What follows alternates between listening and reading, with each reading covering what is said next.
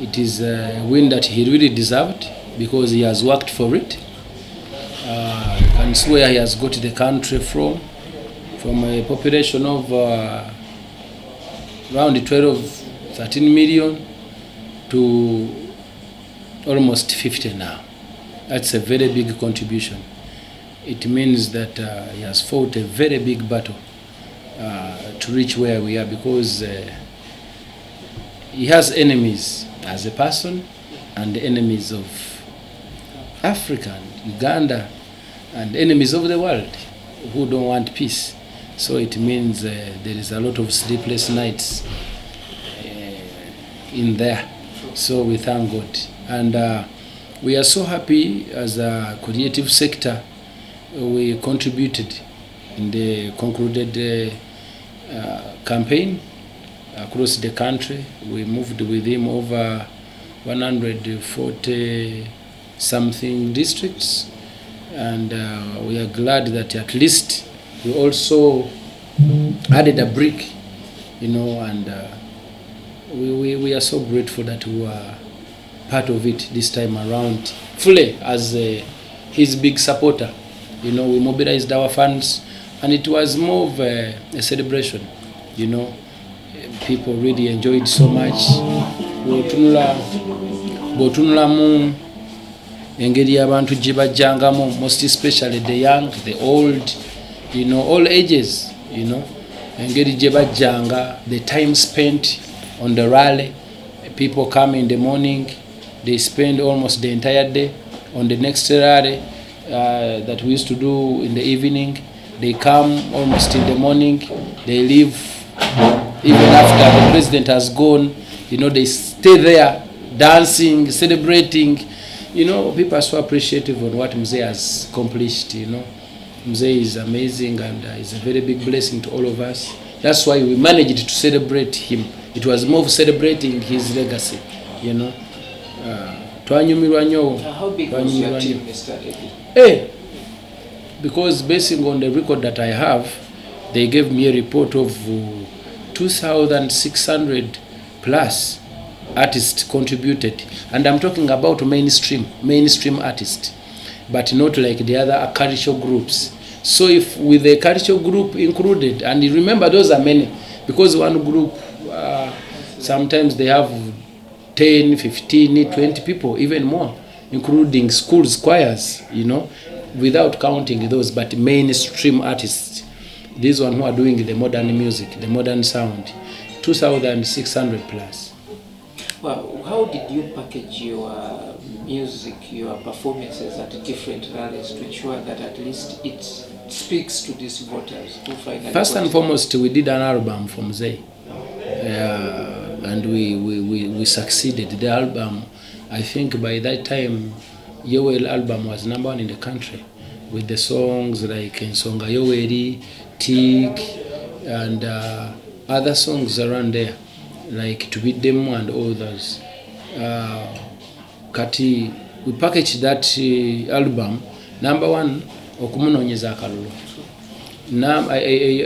Ensonga Yoweri, to celebrate him and his legacy. Waliwo chairman kuchaleyo ekula lya Afrika, chairman musajja mulungi nnyo afudde kula lya Afrika ettendo. Ensonga Yoweri, Yoweri, and that song will play for so many decades to come, because it actually explains who Mzee is. Byakoze byonna bula tuga nti waliwo chairman kuchaleyo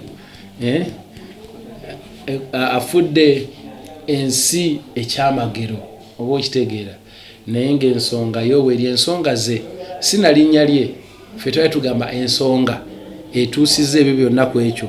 Yoweri, peace, health sector, education, kwegamba byonna bw'obitwalira ewamu, kubanga yatandika na Kyamirembe kuuma boda, ate nadda ku agriculture, nadda ku infrastructure, nadda ku health sector, education sector, ate ng'era asigala buli kaseera akyamonitoringa, kitegeeza ng'abeera akyali building every sector mpaka watuuse ku sports and entertainment. So really President Museveni bantu banja bamwogerera ebitakwatagana today, but me I believe in a time to come will be a very, very big celebrated hero here in the Pearl of Africa and Africa at large. When you look around as artists or musicians, you traverse the entire country. What is your experience? Number one, what I realized that at least people are happy. People are happy.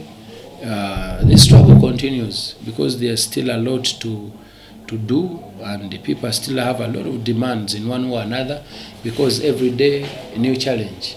But at least they are happy. That means there's something that has been done by the government. People are happy. That's why they can come out and dance. No one can dance when they are not happy.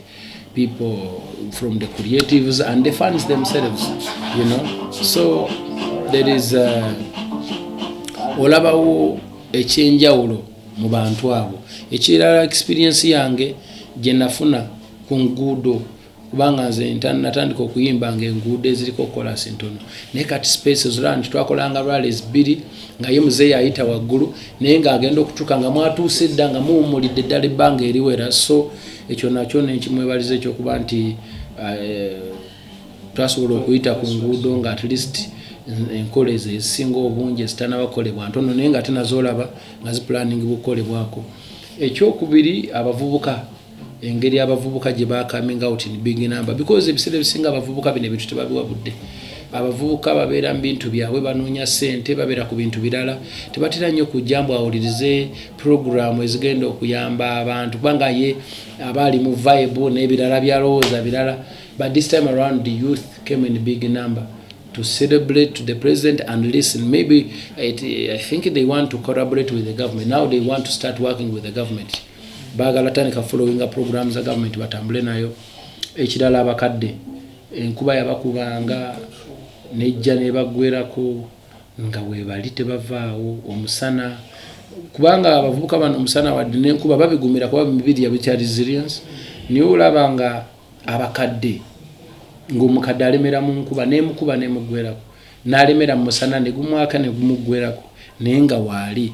Eyo nayo sayini ndala nnyo.